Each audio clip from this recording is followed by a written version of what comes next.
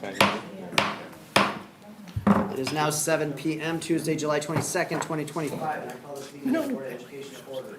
Cindy, would you please lead the roll call? Arlandu, Here. Quiroz, Here. Gonzalez Thomas, Present. Dilber, Present. Meadows, Present. Sliger, Present. Swisicki, Present. All right, we'll now stand for the Pledge of Allegiance.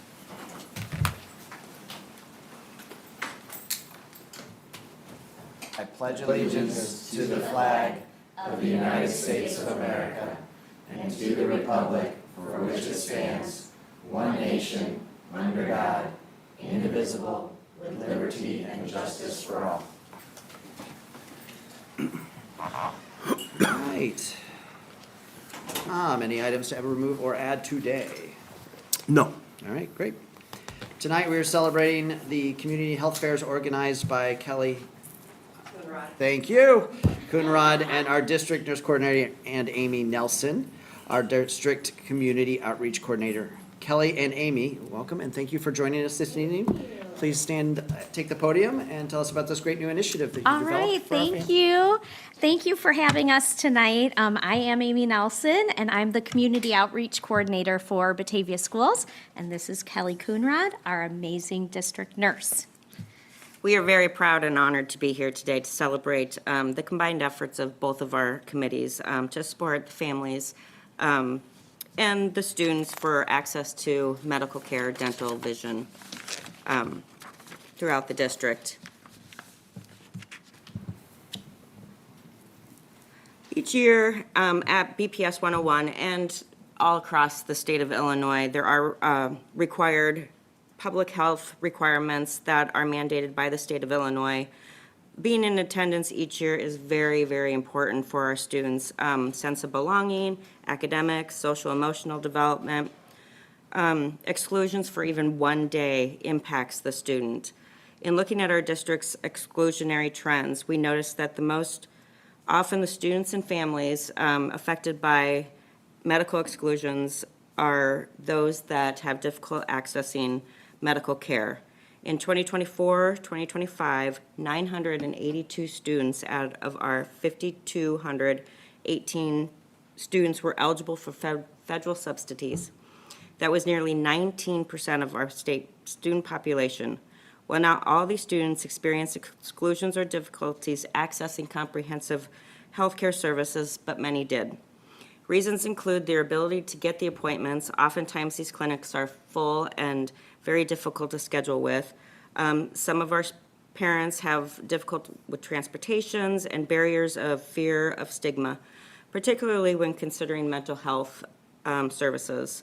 Our hypothesis was that if we could partner and bring services to the school and the community, we could eliminate most of those barriers.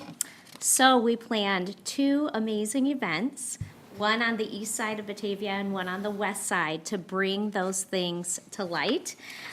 We brought health services on site at Mercy Homes and at H.C. Storm School. I think this is the next slide. Yeah, perfect. Oh, there we go. So Mercy Homes had a huge event where there were many different community organizations there. But for our health fair portion of the day, we partnered with La Familia Dental. They came and they did dental exams right there on site. They brought their big mobile clinic, and kids got in their mobile van and did the exams. And then they did the same over at H.E. Storm School. They did not have their big mobile van, but they changed the teacher's lounge into their dental clinic. So they brought dental chairs in and did dental cleanings. 90 students were serviced by the dental. So 90 kids got to have cleanings and exams, many that have never had that before. They had vision screenings in conjunction with the Lions Club, and then they had physicals and immunizations on site with the VNA. So we partnered also with suicide prevention services and family counseling services to bring crisis services and mental health counseling right in our buildings during the year to provide services in addition to what supports they were receiving from our student services staff. So in all, we are really excited about these numbers because this was our first time doing this, and it was a huge success. We have a lot to celebrate and a lot to be really encouraged by. Mental health services for 28 students through family counseling and SBS. They hosted 2 comprehensive mobile health fairs, provided on-site community outreach targeting medical services at community events. Like I mentioned before, 90 dental exams provided, 32 physicals and immunizations. The results of these partnerships are something that we should all be very proud of. I know I am super proud of it because our families were able to access services that some really have a hard time accessing. So in my view, that is a huge win. And we've been able to provide all of those other services to our family, the dental exams, physicals, immunizations, and the mental health. So while we have so much to celebrate, we have growth aspirations also. Just last week, we met with a representative from Walmart Vision in Batavia and are working on growing our partnerships to include access to comprehensive vision care. So this gal from Walmart contacted me and said, we would love to do more with you, and Natalie and I and Holly met with her, and it was a great meeting. So we're excited about that and the possibilities we have there. We very much look forward to continuing to grow the work that we're doing. We just started, so we would love to even help more families and the impact of these services within our community. I feel like connecting with our families and building those relationships with them is really important. And so this was another opportunity in my mind to do that and to show them that we really care about them, their families, and the students. So physical and mental health and wellness are a foundation to school success, and we are really thrilled that we were able to do this year and look forward to next year's. Thank you. That's all we have. Kevin, questions? I do have and I apologize if I missed it. When were these health fairs? So the West Side event, which was held at HC Storm School, was in April, like mid-April. I believe it was April 18th. It was Good Friday. Yeah, Good Friday, when we didn't have school. And then the Batavia Apartments event was in June. And we had all of these wonderful organizations there, plus Batavia Apartments set up so many other organizations there, like Chip In provided a foam party for the kids that day. The Batavia Women's Club did all of the food. There were area churches there that supported the event and had booths. Everyone had a table. Boys and Girls Club, which I know you've all heard about, they had a table there as well. So lots of great organizations at that event as well. Thank you. You're welcome. So the totals that you provided, that was the total for just those 2 days? Yes. Yeah, it was great. Any other questions or comments? All right, thank you very much. Amazing. Keep up the good work. Thank you. All right. Cindy, do we have anyone wishing to address the board today? We do not. Okay. All right, consent agenda. According to our board policy, we designate a portion of the agenda as consent agenda for those items that do not usually require extensive discussion before board action. These items are generally routine, recurring, and can be grouped together for efficiency. Steve, would you like to share our consent agenda? I would enjoy that immensely. 5.1 and 5.2 is the approval of the June 24th, 2025 meeting and closed session minutes. 5.3 is the approval of our June 25th, 2025 special meeting minutes. 5.4 is our personnel report, and I would just like to do a quick commercial, if I may. We're still in need of parapros. We're doing very well in a lot of our other areas. Our parapros, we've increased their hourly rate significantly since our last bargain. We offer great benefits.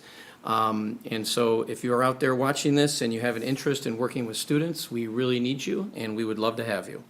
5.5 is our payroll and bills. 5.6 is our donations. We'd like to thank the JBN PTO for their generosity. 5.7 is the renewal of Chromebook service contract. 5.8 is the special education and curriculum contracts. And finally, 5.9 is the approval of the consent agenda. Any questions? For 5.7, the Chromebook, I had asked this in an email too, but I thought it was interesting because here it says that they pick up the Chromebooks weekly, but as a parent, I know that there are times when I get them back like the next day. So I was curious about how much is handled in-house by staff.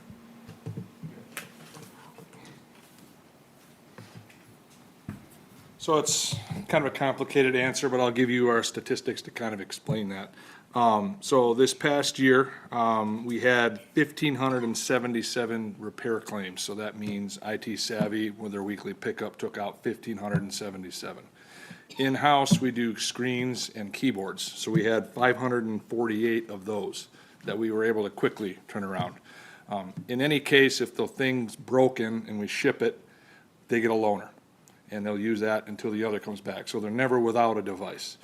So as a district, overall for the year, we had about 2,100 full repair jobs the entire year. Now, if you do the math, how many students we have compared to that, that is a lot. So, but very useful service, helps us a lot. The weekly schedules are really awesome. That helps prevent a lot of delays, so. Great, thanks for that. Yeah. info. Anything else? I Okay. also had a question about the Family Counseling Services of Aurora, and that there were 4 schools mentioned, and just wondering, what's the reasoning behind using those 4 schools but not extending it to others? Yeah. So we looked at the data in terms of the student needs, using low income as kind of the first threshold to look at, and then what their social worker caseloads and those types of pieces. So those were the schools. They're also Title schools, Title I schools. Hopefully they continue to get funding. But that's how we selected those 4 schools. But we don't turn kids away. If there's a family in crisis, we're going to use those wraparound services as best we can. They're a great partner.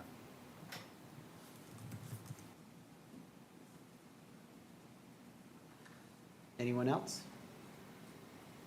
Okay, I will entertain a motion to approve the consent agenda as presented. Motion by Aaron, Second. second by Danielle. Cindy, please lead us in a roll call vote. Meadows, Yes? Gilbert, Yes. Gonzalez Thomas, Yes.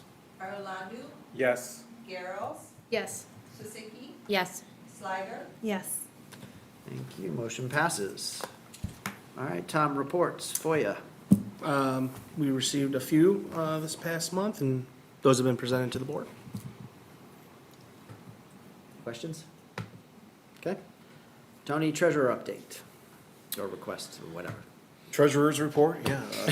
This is the last of the year. It isn't necessarily the final say of the year, as everything must still be audited, but there's nothing out of the ordinary there.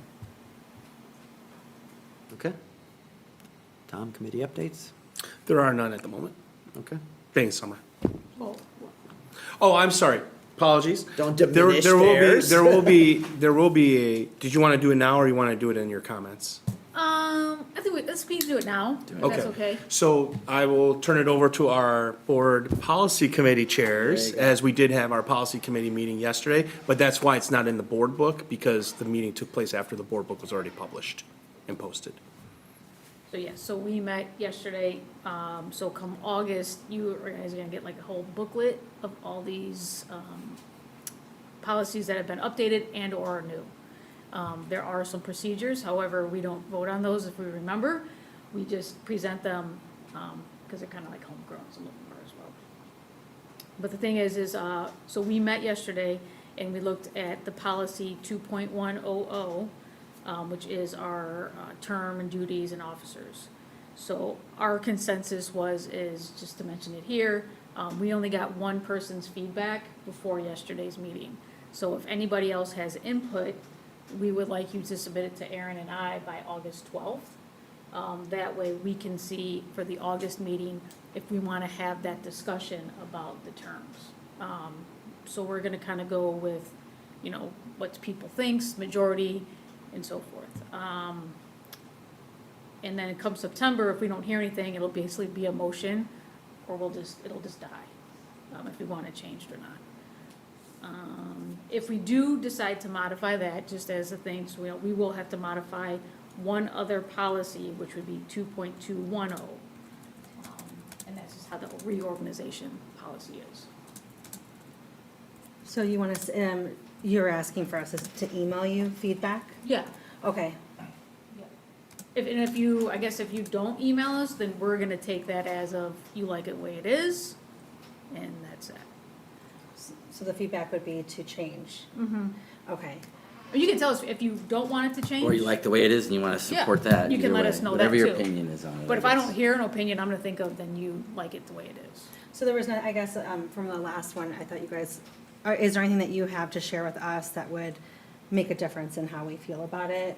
We can do 1 or 2 year terms, right? But there's nothing in it that would make, There's nothing mandated. There's no law mandating the length of the term. okay. The only thing we did ask, and I don't know if she got back to us yet, is just to reach out to our ISB rep and just say, what's ISB's, and she might have touched upon it in that meeting, just to get her official comment, but we haven't heard back from her. So, with that being said, if she does reach out to Tom, he said that he would be more than willing to forward her response to us, because we don't meet again until August. So by August, 12th, okay. please. 12th, please. Yeah, because that way it gives us time To read it. to read it, Okay. and then we can present it to Tom, and that way we can have it on our August board meeting The agenda to 19th meeting, discuss. yeah. Okay. Yeah, so there'll be a first read section under policy committee. At the next board meeting, regardless, as Raquel alluded to, we have a slew of other board policies that have to be reviewed It was with all of heavy. you. You were there like an hour and a half going through them. It was a lot. Yeah, it was a lot, but it was good.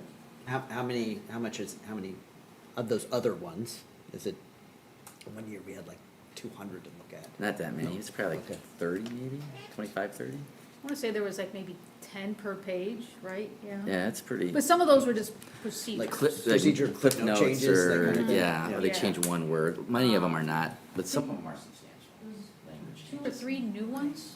Yeah, Brown ones. one really big new one with 2 administrative procedures Right. on sexual violence. Yeah. Is there an opportunity to get that out earlier on than our board packet, so that we have a little more time to look at that stuff, do you think? So everything is right now accessible on Great. the webpage. Okay. Yeah. But I think we can get it to you guys, no Okay. problem. You go to our policy and you look under that section, you'll see proposed It's under that. revisions, and they're all listed Perfect. there. That's all I wanted to see on the update of the policy. Okay, thank you. Good job. All right, we'll have a little bit more of a discussion about kind of committee roles and stuff during our board comments section. All right, item 7.1, public hearing on the 2026 budget and fund transfer. Tony? Yeah, so one of the requirements of passing a budget each year is that the Board of Education must hold a public hearing and publish notice of the same.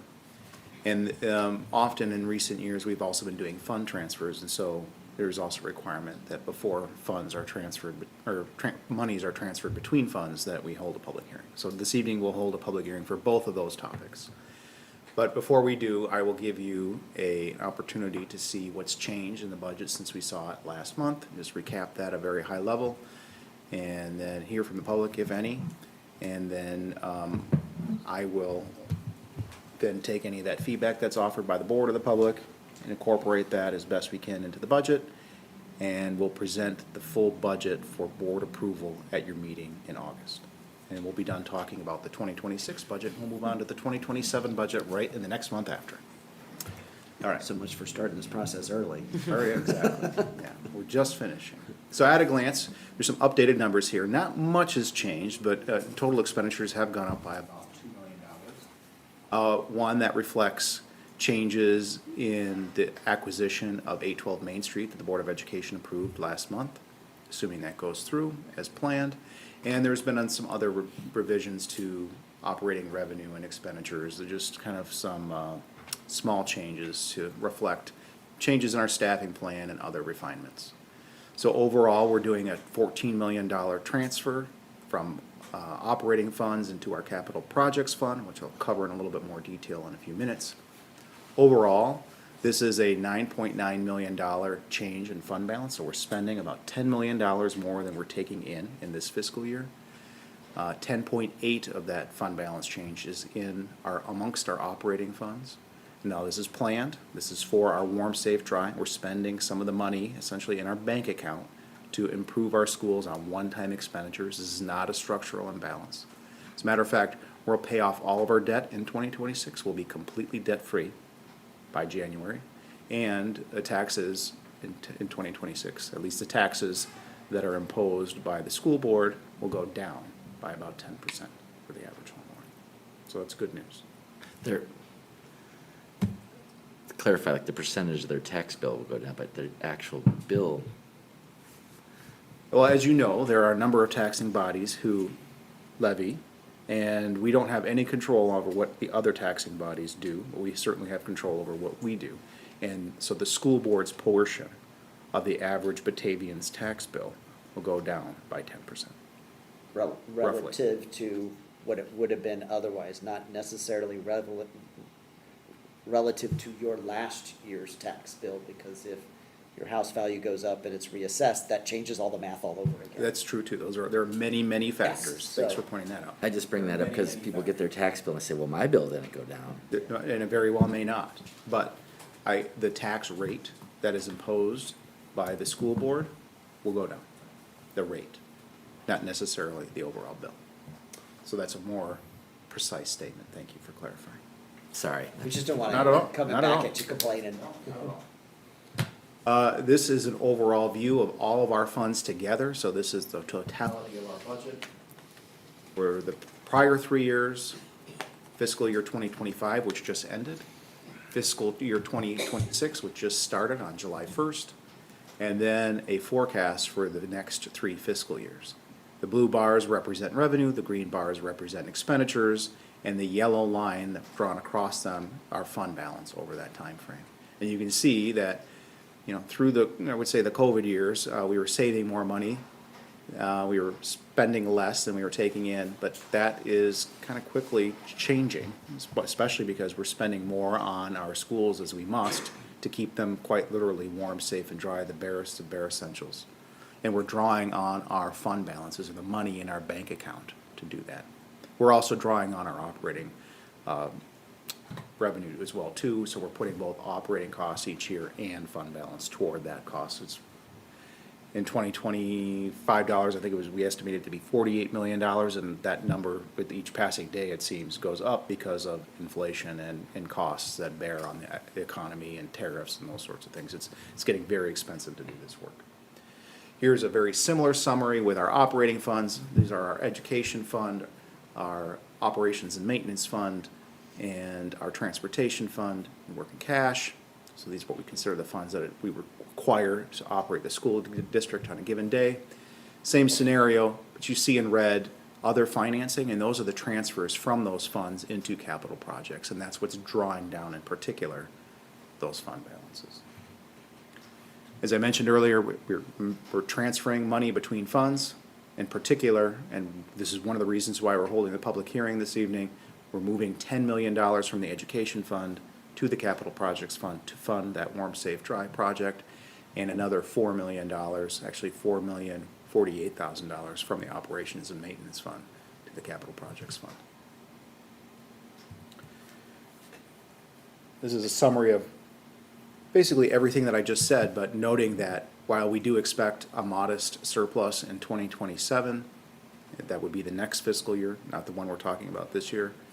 It'll be roughly balanced in 2028, but there will be a deficit in 2029 if we continue on these current trends. And so we're going to need to be cautious. We expect that we're going to lose this year alone something like $1.2 million in state categoricals. We talked about this last month. Is the state, while they're fully funding what's called the evidence-based funding formula, they're not putting additional money into reimbursements for transportation or special education. So the same amount of money is going in there into that pot in this coming fiscal year for the state of Illinois. And the costs that districts are seeking to reimburse are going up. So that means there's less money going around for everybody. And for us, that means a loss of about $1.2 million. We're also seeing instability in federal aid. There's questions about title funds and Medicaid and so forth.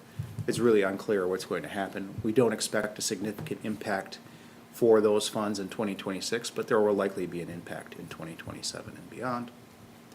Meanwhile, we're seeing rising costs in terms of delivering services to our students that exceed inflation, so that puts additional pressure on us. We're very proud of our new contract with BESPA. We're hoping that will address some staffing shortages, in particular for paraprofessionals. We're seeing some movement on that, as Steve mentioned earlier. We still have vacancies we're eager to fill. Enrollment is stable. After many, many years of declining enrollments, we don't expect much change. It should roughly stay the same this year. But we do have a study underway to do analysis on that, both in the future and whether, capacity of our schools.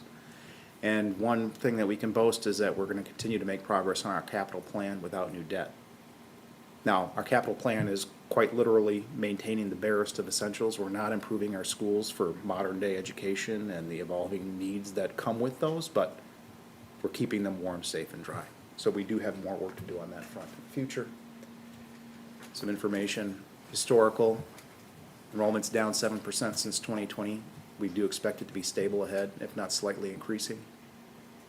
Staffing will increase slightly to 703 FTE. Class sizes will remain very stable at about 23 on average. The tax rate, as we discussed a few moments ago, is dropping by 10% this year. The tax rate, not tax bills per se. We'll retire all of our debt in 26. And we are making progress on the warm, safe, dry plan, but with these increased costs and other revenue pressures that we're facing, we might have to extend the timeline from 5 years to something beyond. Questions that I can answer for you?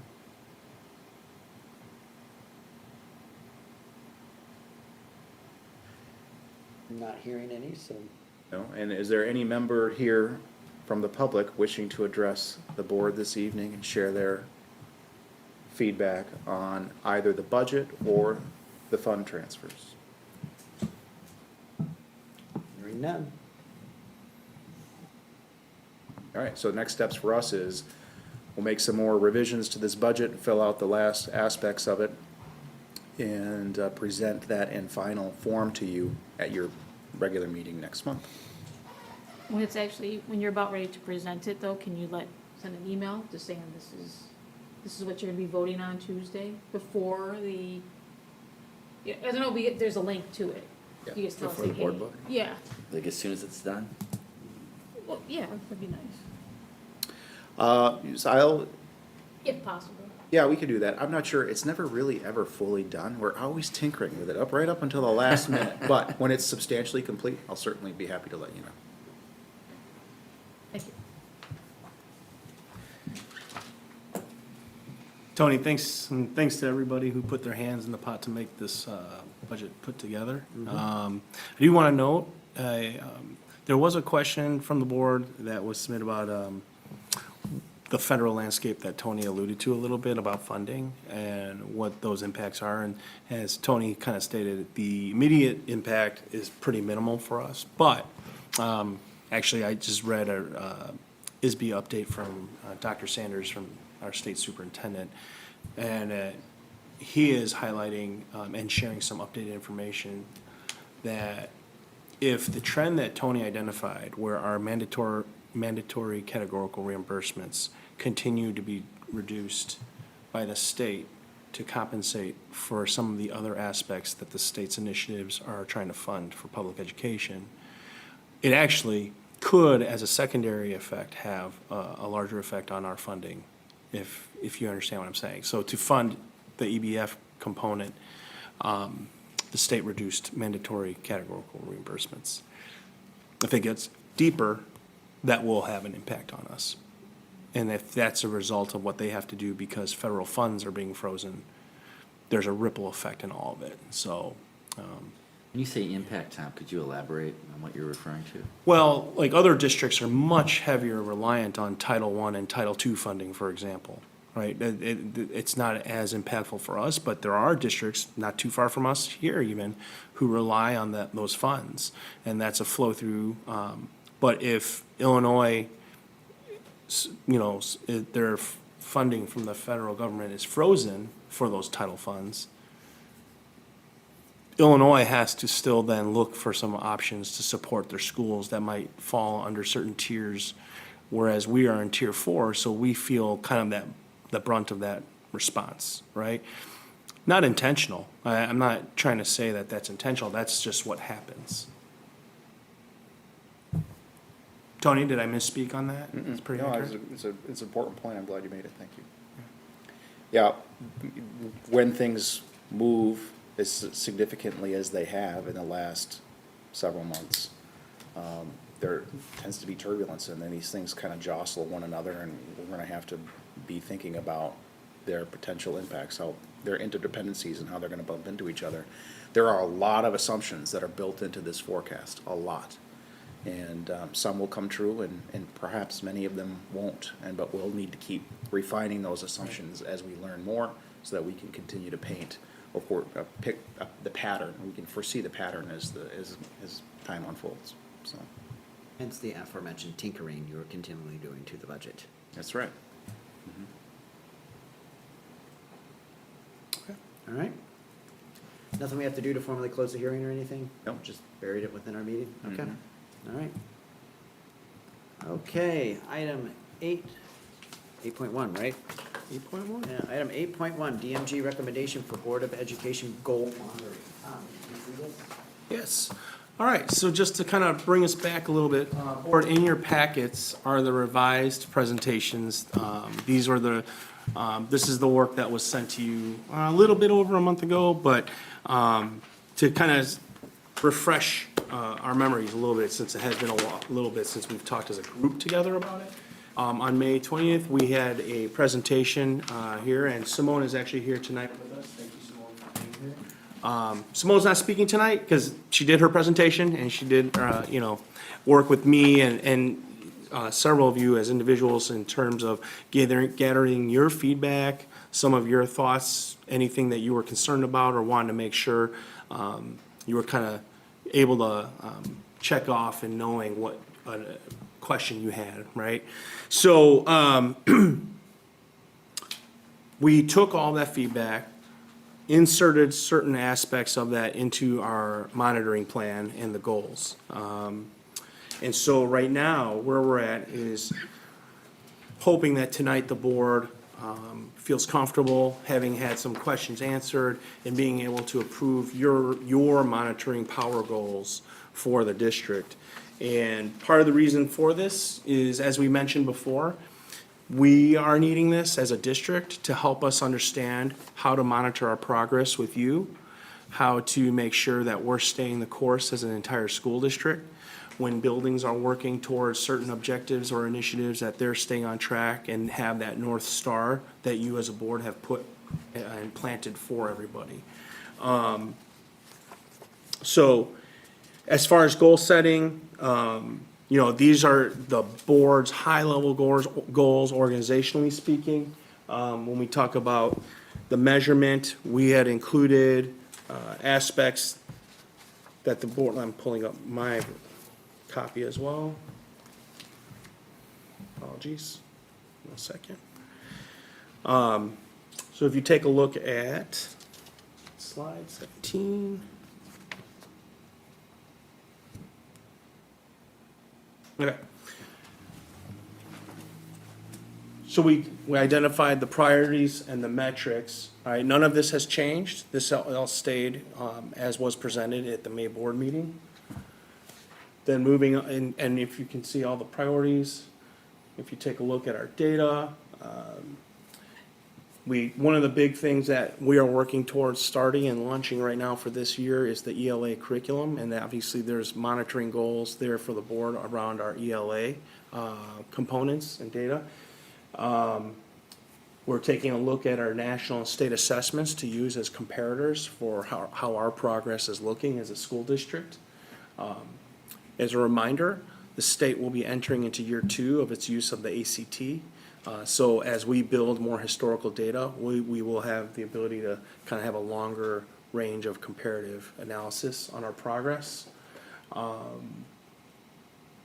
Yeah, so, and then one of the last things we'll mention is, we anticipate, as Simone had stated in May, with a new reading curriculum, in particular for our K through 5 programming, that year 1 most likely could see an implementation dip. But given the amount of support and collaboration that went into it and the training and preparation for professional development, we think that once we get through that initial implementation phase, we'll see a lot of good work and progress happening, more comfortability with the program. All right. That time, sorry to interrupt you while it's top of mind, but so like, this year piloting is not the right word. No, field test. Field test, that's right, field test. So if that goes well, then next academic year, we would implement across the district, right? So that would be the year you might see more of a dip, correct or incorrect? Possibly. Because this is a pretty small sample size of the field tests. Yeah, there's 22 teachers that are participating in field test. I think we added 2 more since we talked about this last time, so about 24 staff members doing that at the elementary. And again, we're trying not to rush it, but there is a sense of urgency for our students to have this type of learning in their classrooms. We really have empowered the ELA SALT team, which is a group of teachers and administrators, to look at the data as it comes in from the field test and start to make decisions about what's next. So Tom and I aren't a part of that, but we're kind of listening on the side to see like what is the timing that they're thinking would be doable. So we're kind of in a waiting period to see how successful this field test is going to be before we start talking about full implementation. There's a potential that it could start during this school year. Kind of like the budget. There may have to be tweaking and adjustments as we go along. If things are moving at quicker and progressing quicker than we anticipated, we could look at that faster. Okay. Under this slide, if you take a look at the bottom, this was actually the additional feedback around our board power goals and metrics for accountability, monitoring, and part of our biannual reporting for the board. So that we would ensure that everything we're doing and taking a look at is not just recognizing what is working, but also understanding and analyzing what hasn't been working. Where are we not progressing in certain areas where historically predictable achievement gaps might be occurring? And that has been at the forefront of what we're trying to do and tackle to make sure we eliminate that predictability, right? And eliminate those trends. So that's under this particular slide. Those targets under the red box are all the same from the last presentation, last time you saw this in May. Right? Okay. And then this is in reference to the use of the ACT as the assessment.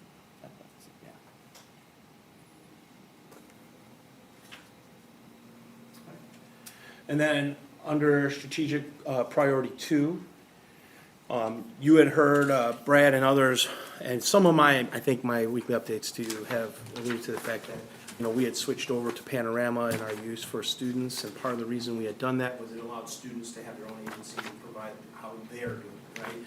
Prior to the use of Panorama, it was more with the previous product or tool we used. It was driven by teacher observations and teacher perceptions. So now we're getting student voice in it. One of the things that we're going to use moving forward is we're in the works right now of looking at how we can do something similar and triangulate that data by incorporating parents and teacher voice as well, to take a look from all different angles about how our sense of belonging looks like One of the things I did want to point out, and I don't know if I did as good of a job as I could have back in May when we went through this presentation, is this. These things to me don't sit in isolation of each other, right? A student who feels like they belong in school is also a student who feels like they're a learner, right? When you talk about the academic setting in our schools, and that's why we don't say just learning is one goal, this is one goal. Like, it all does work together, and it's really important that we look at it as such. Really similar to the presentation we heard from Amy and Kelly earlier today, right? Even just the mere fact that we're trying to do everything we can to prevent students from feeling excluded from school by the exclusion date, right? They're being removed from an academic setting. And by something, in most cases, is not in a kid's control, right? And that's unfortunate. As a former building principal, that was like the worst day I ever experienced, because I hated that list that I would get of who had to be spoken with. Because I knew, I was a middle school principal, this wasn't on the kids, right? So I really applaud the efforts that our teams are making to try and do what we can to reach out to more and more families and get them taken care of, so that's like checked off and you don't even have to worry about it when school starts. Okay, so having said that, as you know, we have a new baseline coming in with Panorama, so we're gonna continue to build our data, but Panorama itself is a nationally used tool, so we do have nationally normed results that we can rely on as well. For parents and for staff, we're gonna probably have to incorporate a little bit, Brad, help me if we're incorporating 5 essentials until we actually phase out, right? With some of the historical norms to Yeah, some we're gonna extent. look at those questions. There's gonna be a couple of teams looking at this. A couple of questions that we think are really important from the 5 essentials that we can carry in. We can modify and add those onto the surveys. So we're looking at that as well. So there'll be a couple of teams involved, student services, I believe, and equity. I wish Natalie was here because she's gonna lead that process, but I believe those 2 teams are gonna weigh in on the different surveys that are available and which one is a real fit for Batavia, and will help triangulate this data so we can trust what the students say and look at, is it lining up with what the parents say and what the staff is saying as well. So under this particular area, there was a couple of questions that board members had about what does the data collection and reporting look like? And this will again be one of those aspects of our presentation that we give you in this coming year to show what those breakdowns look like. How are we doing there? I think as a board, one of the things I wanted to relieve any concern is, as a strategic plan, the strategic plan is also built that we're able to be nimble and responsive. If things are working, how do we adjust to that? When things aren't working, how do we adjust to that and be responsive to what's not happening or what's not working? And the data is fortunately going to be what helps us drive that understanding and that conversation. So one of the things, for example, a new update that's coming is we just announced that they'll be holding a webinar for administrators and districts at the end of the month of July, because there are some new reporting formats and requirements that they're going to be introducing and sharing with all 851 public school districts, because that's a part of what we're required to share. And so that's like one of those aspects where, the data that we collect doesn't go away, because that's still a part of our district report card and our school building report cards. Okay. All right. Then, under the last priority, but not least, right, they're all priorities, we had our operational excellence and measurable goals here.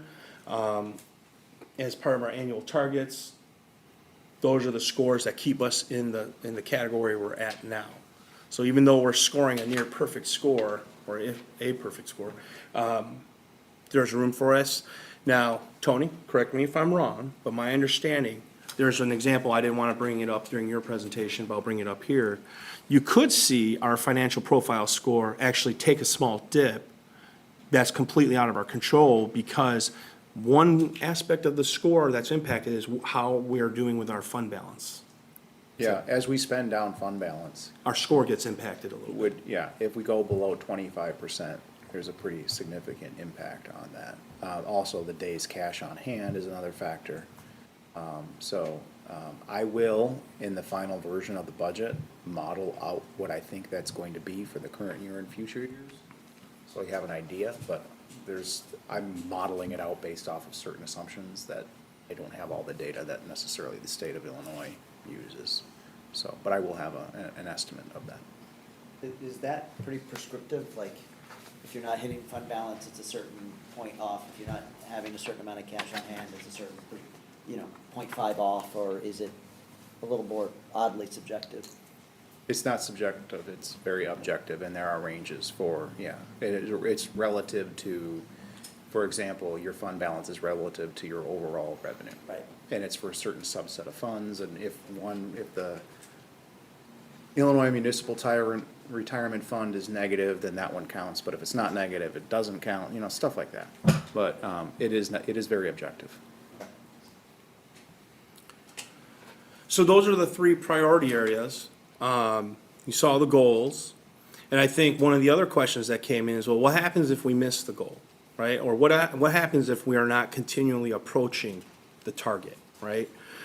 That was a great question. And what happens for us, and this was part of the training that DMG did with our district coordinating council, is that we run through our protocols to start analyzing, why is this happening, right? And we as a team have to start digging into that and say, why aren't we coming closer and closer to approaching certain numbers that we've set as a target that the board has set as our power goals? And that breakdown then leads to us presenting that to you in our reports, so that you as a board are made aware of that as well. Because, again, we'll be presenting the progress or possibly lack of, and we'll have, for us, that's our responsibility to explain that to you. And the efforts that we're making to try and either course correct or boost and amplify, because we're seeing good stuff there, and we know that if we keep digging into it more and investing in it more, we'll see even better results. So tonight, what we're asking the board is to approve the power goals, as a reminder that it's the power goals that have been outlined and presented here in the presentation, that we're asking the board to approve. When that happens, if you as a board feel comfortable taking the vote tonight and approving, then our next step immediately is to start finalizing our data dashboard and get that up and live. Part of the dashboard still requires us to display our district's report card and our building report cards. So that data that's available on our website doesn't disappear either.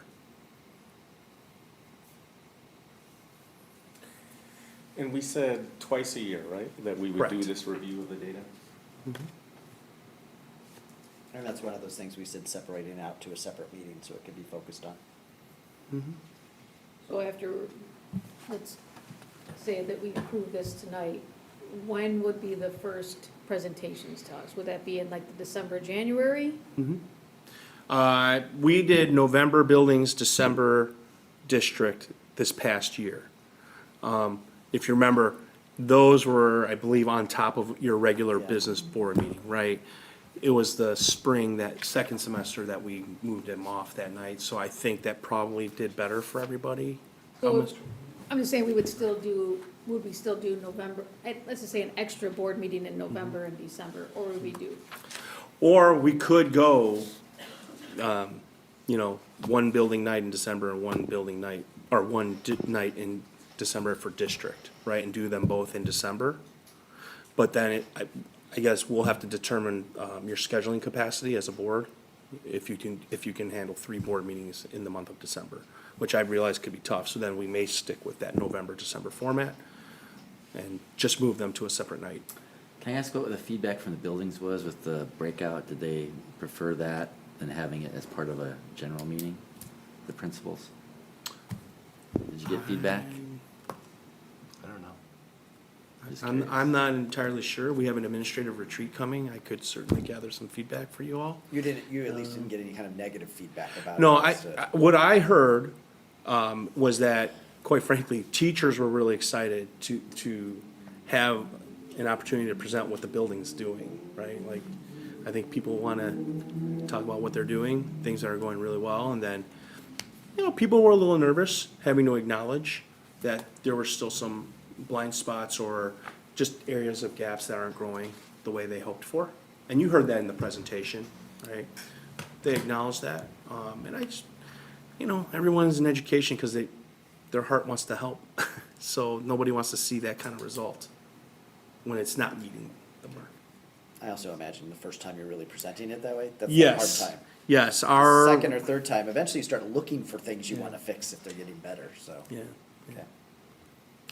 I'll say, for me, as a board member, what was really, I thought, productive was the first time where we had a goal, people kind of, like at the buildings, they said, we thought we were gonna be here. They had the data, there was always a few successes, there was always a few areas where we fell short. And so like, we were like addressing those, and they were even discussing strategies. And I know, I think, as I recall, it was a while ago, but like, with like the panorama, like they were then re-engaging the students, because it's like, we're perceiving one thing, oh, this isn't really what is happening from the student perspective. And now it sounds like this upcoming academic year, we're also gonna start getting input from parents and guardians as well. Parents, guardians, and then teachers. So it's staff. another tier so I think that's how you improve, because we're saying like, yeah, this is the goal, we didn't get there. We gotta implement some new strategies, so I think it's very valuable.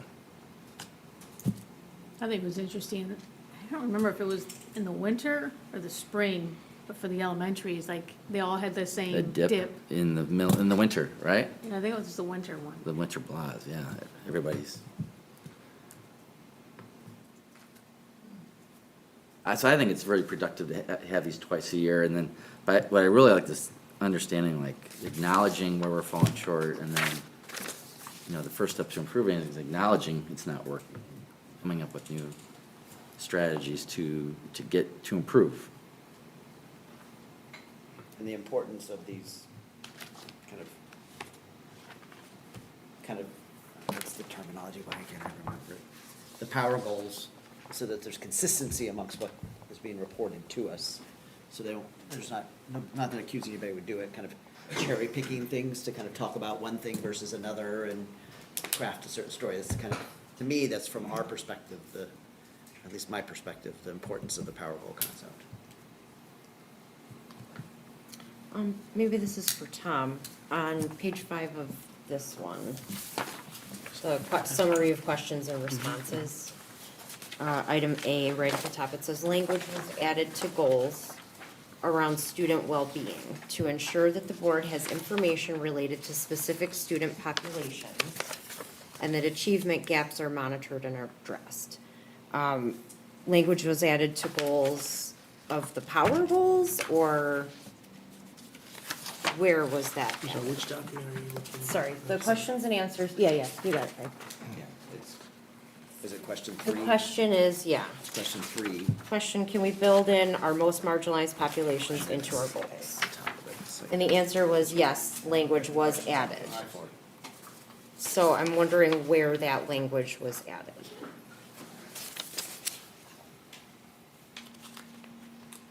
Was that the block that was added at the bottom that you mentioned earlier? Was that in the updated list? Okay. Hold on. That bottom one there. Not that. Get out of here. Oops. Hold on.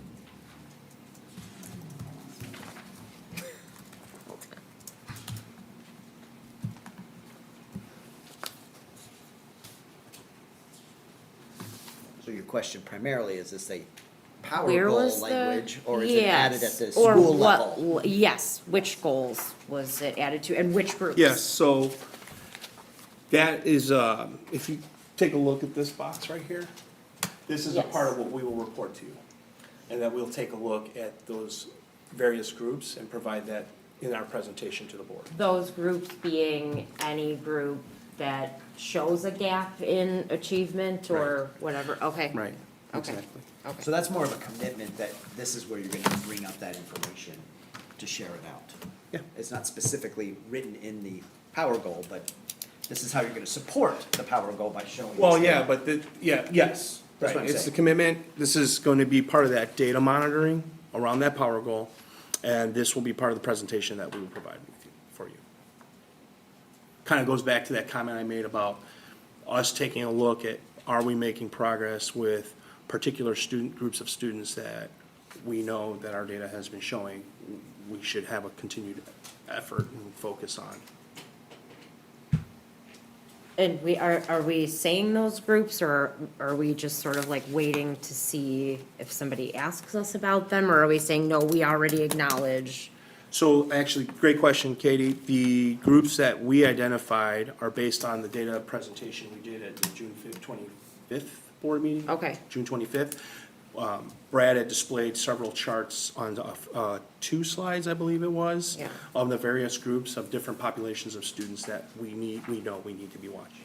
And actually, that was not just on the academic component, it was also on our disciplinary practices in the district as well. So. So my understanding is that the data presented will look very similar. We will be more focused on what the data, whether the data supports the targets that we've established now.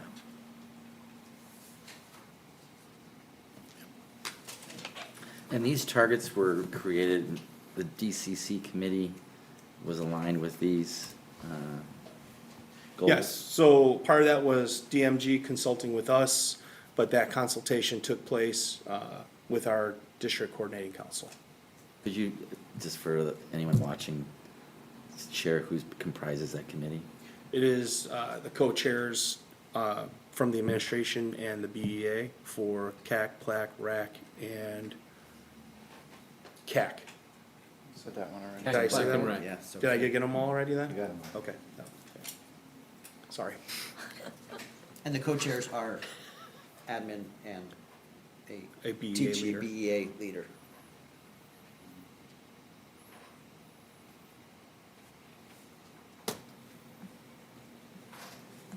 Other questions? I don't really know if I have a question. I think I've come back to this, thank you for all of the updates and listening to the feedback, because I do have, I've looked it over. I didn't request on one-on-one, I didn't really have any questions, based on what we got. I think what I've communicated at different times is I'm still a little stuck, and I don't know if I'm being stubborn and maybe there's feedback, but I'm a little confused because I know as a board member, you're setting goals, I'm not part of that, but we are the vision, like we are the people who decide what the vision of the district is, right? And I'm really confused because we've never actually, my time on the board, in my 2 years, we've never actually spoken as a board, to decide what that is. We've never really come together, and that is something that I've asked for before voting on this. Is for us to have a really detailed discussion, like, does this work represent what we all feel, the 7 of us feel, this district aligns with our vision for the district? I know some of it for me does, but like we've kind of talked about and what Simone had kind of pointed out was, we don't want to have a bunch of different things and be looking to different places, but in the end, we've still never have actually had board input on anything, really. We're coming in and we're saying, hey, we have questions about this, you've addressed that, but as far as like a deep discussion, like we didn't meet with DMG as a board to actually discuss the district itself. We had the workshop, but it had nothing to do with the district, and how we view the district as board members or what we're hopeful for the future of the district. And so this was all put together for us, and we've provided feedback on that, but to me, I don't know that it represents what individually I would see as being the important vision, but I know I'm one of 7. But I'm kind of confused on why we've never been able to have a full board discussion. And that goes back to the strategic plan. I think I was the sole, like, the one no vote. I had asked to have a pushback and whatnot because we did not have board discussion. And I think that's been my feedback along a lot of things is I want to talk to you guys. We are the board of the district. I want to have a full discussion on what is important to us individually and come together to collaborate. And I just don't know. I just personally don't feel like we've been able to collaborate as a board. We've collaborated with you, Tom, with Simone, with like other places, but really not together. So I get stuck on that. I'm not asking that everyone is bothered by it. I just wanted to vocalize it, that that's kind of where I appreciate all the work and I don't want a potential vote to take away from that because it is important and it does help, I think, a lot. And these presentations have been amazing from you all, from the schools, from our teams, and they've been really helpful, and I think that's part of it, but I feel that I still am stuck on like the board really is being, I just kind of feel like the board is being told this is what you should do, but not actually like, hey, is this what we really want to do? And we really haven't had the space for it, so. That's my only feedback, really.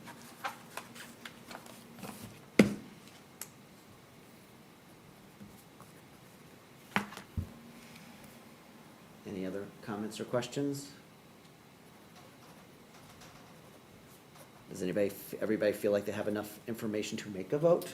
There's yes, no, Yes, or I do. abstain? Yes. Okay. So, I will, hearing no other questions, I will entertain a motion to approve the final recommendations from GMG Group as, DM Group. I don't know why I keep saying DMG Group, sorry. DMG Group, see, I did it again, DM Group as presented. Wow. All right. You're good, or you want to read the whole thing over again, let's clean it up. All right, so moved by Aaron. Second. Second by Rob. Cindy, please lead us in a roll call vote. Meadows, Yes. Gonzalez Thomas, Yes. Arlandu, Yes. Sliger, No. Gilbert, Yes. Garrels, Yes. Spaciki. No. All right, motion passes. Thank you very much. All right. Tom, administration comments, would you like to share anything this evening? As you know, we're kind of probably, at this point, for several of us, summer is kind of over. Any feeling of summer is over. And I just want to express thanks to everybody who's been working to get our district ready to go. There's a lot of work still ahead of us with a short amount of time. That window is shrinking on us. A little bit of thanks to our operations and facilities crews, and Mark and his team, and Dave and Josh. I mean, the behind the curtain scenes, and then also, as you know, we have a lot of curricular initiatives. So it's big thanks to all of our leadership and the teachers and staff that have been working really hard to get us ready. Hopefully, they're getting a little bit of downtime before we get rolling. And then, board, just as a reminder, you're more than welcome and invited to attend our August 11th Opening Institute Day, so my apologies. And we hope, if you can make it, we'd love to have you there. And then moving forward, I will make sure that I'm keeping you in the loop on legal and legislative updates that continue. Fall veto session will be coming. We anticipate more education bills to come back into the chambers for discussion. So we had approximately 50 education-related bills passed. There may be more, we'll see. So, other than that, I hope you as a board have also had some downtime, so, that's it. Can I ask you really quick for the August 11th, for opening day, what is the time for that? You know what, I'll send you, Okay. I'll send you the times, I'll send it all to you. Okay. Yep, I think I only gave you the Has day. to, like, more information about times. You got it. What I happens. think I dropped by last year for a little bit at least, Yeah. before everybody went into the BFAT to do all the fun stuff. You were there. You were there, yeah. It's like the first day of school for the teachers, so Yeah. it's fun to see that. I'll send that to you. All right. Board comments. Would anybody like to make any closing comments or questions or discussion points? So I can start with whomever would like, and we can go from there. I can go first. Okay. I feel like my comments, guys, are a little serious today, so I'm just gonna read off of the screen, because I did take the time to prepare my comments for today. I'd like to start with the understanding this is not meant to be a political statement or to be taken as me giving direction to anyone here, okay? So put that out there. In my experience, both personal and in community, even just in the news in general, this summer has been heavily impacted by various bills, which we've kind of had hit on some, but, and decisions by the leaders of this country, some of which have already affected our community, and many members of the community that are or will be affected are those who are in protected classes and marginalized groups. No matter their home or family, the children of our community have been exposed to big thoughts and feelings of hate, anxiousness, instability, feelings of divisiveness, at a level they may have never experienced before. Even if parents and community have attempted to protect them, The news and current events will always make their way to our kids. I'm calling attention to this because this is something I firmly believe we need to understand and keep front and center, especially as we return to school. This is something we need to be ready for and take seriously. Our data indicates our peer-to-peer belonging is typically amongst the lowest of all data points. How will the weight of the world affect them, especially in this area? And I think it's necessary to urge students, staff, families, and friends to be aware, and if you see or hear anything, please say something. Support our community in feeling safe to report as a victim or a bystander. Our administration can't help or support or understand needs if things aren't being reported by students in the community. It's imperative that we encourage and support each other to do this. Our board and administration have worked to hopefully improve accessing information regarding reporting and understanding procedures. I implore this community to use the resources to make reports, whether in person or anonymously. For the adults in this community, please do not dismiss hateful words and behavior simply as them just being a kid or they're just joking. Take them seriously and let's work to dive into things and prioritize discussions and education around these events. Please know that you should feel empowered to keep pushing on an issue until you feel it's being taken seriously and or resolved. Use a chain of command and the resources that we have, and let administration know if the resources aren't helpful or clear. Your feedback is so valuable. I really appreciate the space to say this because as a Latina, I've come to truly understand the saying, death by 1,000 cuts. What that means is that it's often not the loudest or most attention-grabbing events that hurt the most. Oftentimes, it's the names here or there, the jokes, the demeaning and belittling behavior that happens in quick passings or in social media comments, or even as being witnessed as a bystander. Those are still bullying and harassment and have a huge impact. These are the children of our community. They deserve humanity and our protection, no matter who they are, how they identify, what they look like, or how they got here. They all belong here, and how they exist and experience life in our buildings is such a great and precious responsibility of every one of us here. Thank you for allowing me to voice this concern, and with that, I truly hope the rest of summer break has so many more moments of joy and relaxation for everyone. Thank you, well said. Thank you. Katie? Yeah, I have a few things. Are you gonna talk about committee I'll do the committee stuff? thing, so you don't have to worry about Okay. that. Yep. Since the state cell phone ban did not pass, correct? Is the board interested in our admin, this is a suggestion by me, reaching out to St. Charles admin to ask about their very recent cell phone restrictions, how they started and how they're faring? Is that something that the board would be interested in? So that's part of one of our policies that's Okay. coming It's up. Coming.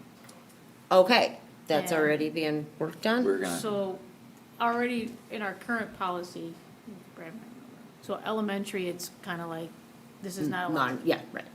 In RMS, it's a gradual step. So this year will be the first year where cell phones are not allowed in classrooms, only in the lunchrooms. And then high school, we didn't really touch upon high school. it kind of mirrored the middle, what that was, except if a teacher made an exception too, like, get your phones out, we're gonna use technology now. Yeah, But it was not allowed in the classrooms unless expressly, right, like if Is it's that part of a correct, Dr. lesson. Newkirk? If it's a part of a lesson plan, right. Right. so that's how it is gonna be for this school year. Okay, and we'll see that in the policy That'd be- updates yep. and stuff like that? Okay, Yeah. all right. Also, you know what, actually, this might go back to you too as well. So you had talked about procedures being part of that as well. In our minutes that we just approved, we updated our polling procedure, which is kind of what I'm doing right now, which is polling the board. Does that get updated somewhere that we said officially in our minutes, if a board member wants to gauge interest from other board members? Because that's more of so we only do administration procedures, if I'm right. We don't do Yeah, board Okay. procedures. Okay, so then where are board procedures recorded, updated, disseminated? Isn't it like that one sheet that you always? Yeah, that was in it. There's not a specific set of board procedures for everything. Like, Best practice. the way it has historically been is you kind of evolve procedures, I think, for what kind of works with this group Sure. and this makeup of this group. Sure. So like, the polling process that kind of had occurred in before got convoluted or complicated or didn't work, so we're amending it to this. You know, and if everybody's kind of like, hey, I like this idea that Katie can kind of bring up, are people interested in this? And then I think this was a great example with the phone thing is, oh no, there's some information coming Yeah, on okay. that we wouldn't have otherwise known. So Right. I don't think there's a specific like written board But if we procedures were process. if we were, let's say we all forgot what our procedure was, how would we look it up? It's a fair question. Like if I said, wait a minute, I forgot, how do I pull the board? And you all said, I don't remember, where would we look? When we had our last with, A workshop kind of. yes, Yeah. our workshop, Yeah, I think the follow-up was she sent, this is your guys' notes, and this was the updated board protocol. Protocols, which is kind of a different terminology for procedure. was it in there? I wanna say it was. I don't remember, so let's check against that. We can check. Okay. Yeah, I would like it to be so that if anybody's ever like, what is your procedure? We're not all going, I don't know what the procedure is, or That's I fair. don't know how to find the procedure. Yeah, and I think it's, instead of a procedure, I think it's called protocols on the board. Okay, file. okay. So I think that's a Let me make great a place note. to kind of record it. And I'll look back at that too, because I don't remember that specifically being in there, but that could very well be. Okay, thank you. That sounds like it kind of should be. Yeah, it Right, should well, be. yeah, just like, so, again, like, let's just say, I ask, you don't know, we should have somewhere to look, right? You are gonna talk about committees. Okay, that was it. In the minutes for our last meeting, we had said that my secretarial board meeting follow-up is a board document to be maintained by me. And we said board members would reach out to me for corrections to it. Cindy, I apologize, I created work for you on our first try with that, so this go around, I'm gonna wait longer before I send my follow-up, and I just wanted to make that clear. So I just wanted to state that that I apologize, I created a bunch of work for you, and that was not my intention. And that, yeah, that's all I've got. I hope everybody is enjoying their summer. It felt like school was far away last week, and now this week it feels like it's tomorrow. So, yeah, so here we are. And thank you so much for your presentation and Kelly's as well. That was lovely. Thank you. Okay. In regards to the document that you maintain, would it be helpful if during the meeting, if there's something that, like, oh, so we all need to, by August 12th, provide feedback? I wrote that down, but Okay. yes, I think it's always helpful if you hear something to go, hey, Katie, did you get that in the Yeah, follow-up? I think we 100%. probably may need to develop our protocol. We For are. helping Katie, as she's recording things, to know, I talked about it a little bit in our workshop of like, what's the difference between a direction and a recommendation? Right. Like because sometimes things come out as a point of discussion that says, oh, do this, and I emailed on it as a little bit of a, hey, I need a clarification. We talked about, like, we would go, do we want, I'm gonna segue a bit to committee, but I'll go back to that when it's my turn. Like, do we want us to reach out to the committee chairs and find out the board position on those if they feel it's important or valid? Yes, that was a to-do list thing, but also just seconds later or minutes later, someone said, well, kind of what are they gonna tell us? No? Don't show up? So I just wanna we might need to make sure we make it very clear as to what is the final direction, because things evolve during conversations a bit. And that was something that was kind of a little, at least when Tom and I were talking about kind of working through the things, as a bit of a confusion point as to what got left. So I'm gonna defer the rest of the committee conversation to the end from my part, unless somebody else brings it up. Kristen?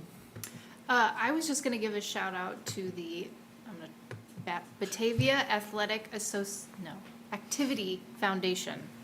So they're the ones that run all the summer camps.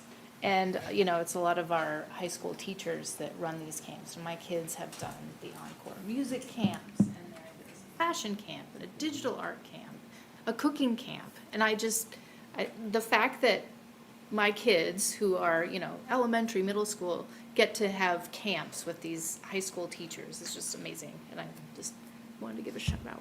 They're great. So shout out done. Yeah. Rob? Not too much this month.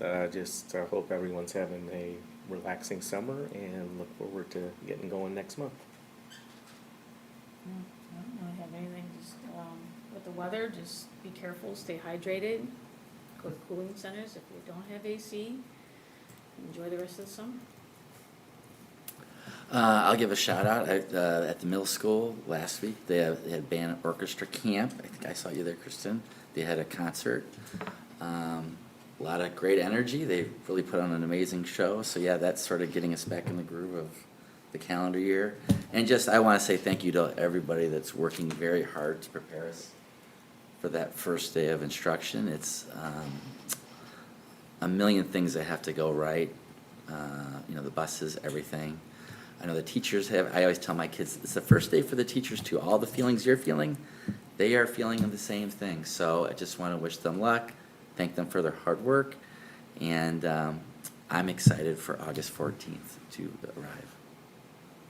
All right. Other than, I'll save my non-committee. So one of the things on committee is put out kind of a little document to people to put in what you kind of ranking and interested. I got a question from one of the board members about how the decision process is kind of made. Frankly, the ranking there is to try to get some level of input of what people might be interested or not, because people have varying levels of, ultimately, I guess I'm the one that's making the decision as to what someone ends up on, but this is a means of giving input without having to kind of sit down and meet with everybody. Can't guarantee everybody will have a first category pick, but I'm trying to keep it in there. Looking like everybody, it will require multiple committees. I know some people have different availabilities, so kind of reach out to me to let me know. I try to do them. If it's multiple committees, it'd be like one monthly one and one kind of quarterly one as see fit. One of the other questions I had put down, DCC and BIC. I couldn't figure out how to take them out of the chart that was in the drop down. So DCC is generally just the kind of an admin committee that historically has not had a committee person on it and hasn't needed one, or a board member. And then BIC, what we did last year was shift it so that there was at least a board coverage at each one. So that way it got everybody a chance to go to there and kind of participate in it and see how it goes and understand a little bit more across the district. So if you're missing the link, let me know. I will resend it out. I just would like it in the next week or so that we can kind of try to get it finalized. So you're smirking over there. I missed it. I just missed it. I'm like, did you send it? I apologize, I'll do it Okay. right now. Yeah. But on that, one of the other things in talking to a couple board members, kind of realized, what is our role on these committees, right? When I first got on, and I've heard from a couple, it was kind of told, you're a silent witness to the events. You sit there, you say nothing, you listen, and then when you come here, you do the committee report, basically. You just regurgitate what was said. I have been on other committees that seem to welcome some level of informational fact-finding, right? And board member thoughts on things so they can feel like they're going in the right direction for what the board may want. So my question to you guys for discussion is, what do you guys want the participation level to be? So that we're at least consistent, or at least kind of recognizing that this is what our participation should be. Because I don't want someone to go into a committee thinking they're supposed to be quiet and everybody's like, no, participate in it. And Tony's smirking at me because I do a terrible job of staying quiet in committee meetings. So. It's true. Yeah. I think if they welcome our comments, then we'll comment. Okay. That's like on equity, I didn't say much, right? But if there was some part of the conversation that I maybe had knowledge on or whatever, or was asked, then I'd give. But Yeah. these are the experts that we're usually sitting in the room with, so it's usually just listening to them and just listening. Yeah, I wanted to get a chance to bring out. The other thing is, probably me being more paranoid than most, right? Our words carry weight, right? We wear a big hat, so when we're in those meetings, it's hard to know whether that's our personal opinion about a matter, or a board opinion about a matter. Are we speaking for the whole board? And technically, we're not, but it's hard to not carry that weight a bit. So we just want to, I guess, as we're in there, bring that into the calculus in your head of, hey, if I say that, I might actually sway them entirely the wrong direction or undercut something they're trying to do. I don't think anybody here has ever done that. It's kind of a discussion point that we've been kind of having to just kind of make sure, like, well, what is it and how should it be, so. When we introduce ourselves, can we say that? Like, hey, I'm here as a board member, but, you know, any words I have will be my own personal thing, or is there a way for us to maybe just state that the few times that we do talk, this is my personal opinion, it's not representation of the board? But obviously, if they're like, has the board voted on this, I could answer as a board member, right? I feel like it's been easy to kind of, Ride the line a little bit. yeah, I think if we just are communicative about that. I think people, if they ask you for an opinion, you don't speak for the whole board, you're just expressing your opinion. Right. So, the committees I've been on, that does, with Josh, that happened a couple times. But, yeah, I think there's an understanding that you don't speak for the board, but if they ask for an opinion, you can give it, right? There's been times when they said, is there anything else you think the board would Right. want to see? And I was like, well, speaking from me, being on the board, I'll tell you, I'm going to ask this, this, this, and I would like to see this, this, and this. And I'm sure they would too. Okay, so what I'm basically hearing is So, active participation if it's a kind of gathering information or your query, but otherwise everybody seems to be recognizing we're not the experts in that particular room all the time. So sometimes we're there to listen and learn, so. so do you have like a time frame, Craig, you're hoping to send out these assignments, proposed assignments? Well, I should whenever say? Raquel gets done. No. Finished? I'm So 8:30, Tonight. you're going to have it. There you go. I'm gonna go back and take a look at them. I'll probably confer a little bit with Tom, just to make sure, we're trying to also, so that somebody isn't on the same committee for 3 years in a row, and that, because we want you to get exposure on some other things. But also a couple of things like RAC and the Capital Projects Committee has 2 of us on it. There's, other than the fact that Rob's really good at attending, I was not so much, so it clearly has been well covered by Rob. And just being able to make sure that there's coverage and that we're not overburdening people with things, so.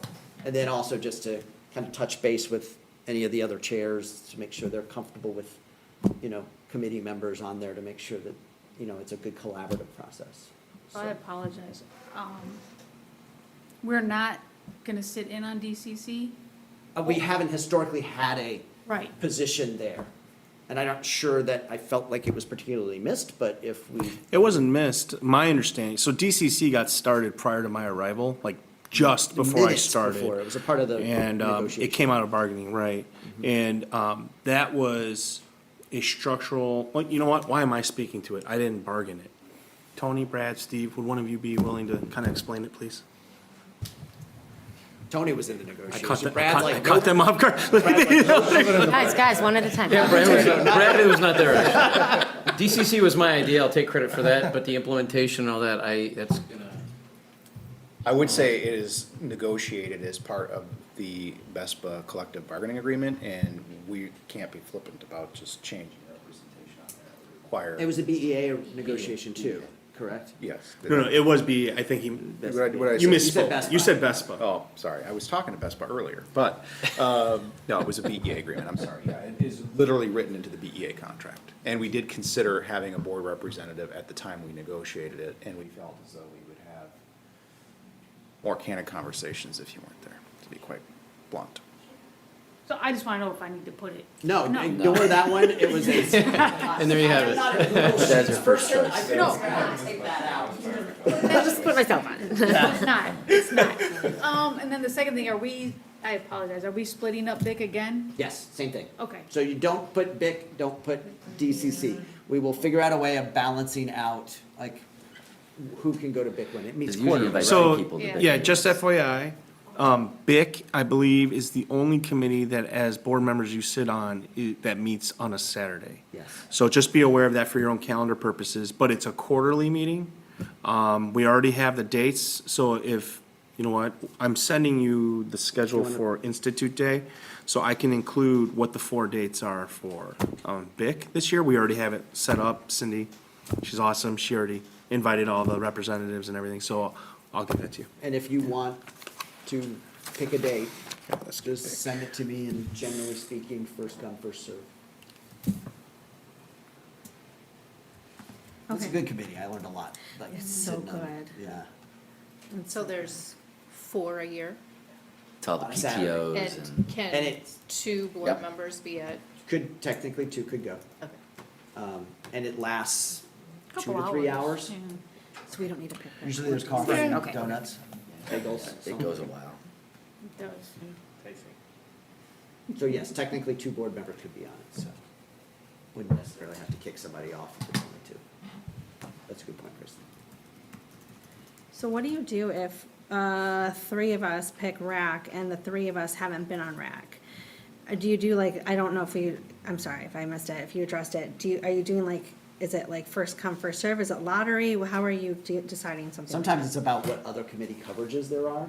So like, if there's 3 people that pick RAC, like first, let's say, Yeah. but two picked, one picked CAC, something, and I have nobody else to pick up CAC because if nobody else listed as an interest in it, I may need to shift to that person to pick that. So a lot of times it's kind of self-selects its way through the process, you know? Yeah, Short of that, it's not like I throw names in a hat and pull them out and see what happens, you know? I mean, if it was a reporting role, I was gonna suggest it be just a lottery if it was supposed to be us just sitting there and not participating. Yeah. But it sounds like there is a little bit of a need for participation, so Yeah. that makes sense. Okay. I think I have enough information to be dangerous. If anybody's got any other questions, feel free to reach out Going to in me. the record, no. Yeah. And then, you have 4 minutes to finish up your charge. She's done. So, all right, my other last comments are, you know, Mark at our last meeting said July 4th was the end of his summer. And I am seeing that in my own household. My wife is coming back from spending time in Colorado. I'm taking a little gap in between when I'm here, trying to make sure I don't screw up the house too much by myself. And then going back for a week vacation next week, and she's coming back right into a set of meetings with her school and district on August 4th. So, we'll be tired because we're driving all 14 hours back in one day, so getting a little old for that, but we'll see how it goes. So everybody, thank you for, you know, like everybody said, all of the work and effort it takes. And Mark and the contractors that I'm sure are very busily hurrying up, trying to get things done and figuring out how to get things in that are supposed to be here weeks ago and whatever else. So we understand all that's a challenge these days. And to all of our teachers and staff that are not working during the summer, or are working on things they would like to work on during the summer, thank you for your time and effort, and enjoy your waning days of your breather break. I actually have one thing I just thought Of of. course you do. Are we, Almost got out of here by 8:30. sorry, I got 2 minutes. Are we having a meeting next week to tour the building? Because I thought that was gonna be a public meeting. So Our that is building happening? tours. So Cindy has collected all the information. Cindy, you got the invites out? Or- I have the invites out for the 30th. I haven't gotten the ones out for August 6th. I did put it on the posted meetings, on the website. So the 30th is gonna be considered a public meeting. So my question It is, will be- if members of the public come to that meeting, would they be then allowed to go into the buildings or not? Yes. They have to be. Yeah, they must. So if someone's interested in what's going on with Warm, Safe, and Dry, that would be an opportunity for them to But witness. that make sure we have enough hard hats if they're. I wanted to make We're sure going that into was made. I can bring mine. I have a hard hat. Are they tier 2 hard hats? I don't know. That's a new It's thing. about bragging about your Sorry. hats, you guys. Mine's blue. Alright. Sorry. Tier 2, I didn't It's not know. 8:30 yet. Let's go. We can I close didn't it even know out. there's different ratings. It just happened, so he's showing off. before you close it out, what is Fox Valley Technical as far as this committee role? Is it here? Do you go somewhere else? You go somewhere else. Do we know? I don't know much about it. RJ did it for years. You would, we would introduce you to the director of the Career Center, who's new this year. They have several open houses and events that they have, so it's similar to a school where they have events that are specific, they have competitions for students. So if you're interested in career and technical education, it's a good one. Thank you. So it's not, is it a committee that meets It's not a monthly? committee, It's basically it's just being a like a, liaison almost to like that a partner. building rep, Okay. but because it's kind of not one of our buildings, it's been treated as a liaison, for lack of a better term. Okay, thank you. So it's, if you have like, if someone's like, oh, I don't wanna, I can't go to every meetings, but I'm willing to touch base with somebody periodically, it might be a good one. That I can only do one a month, you know, that's a good alternative if somebody wants. So. All right, Thank you, sorry. It's 8:30. hearing no more comments, unless somebody would like to interject, I will entertain a motion to adjourn. Moved. So moved by Raquel, Second. second by Katie. All in favor? Aye. Opposed? It is now 8:30 PM and the meeting is adjourned. Despite Aaron trying to ruin.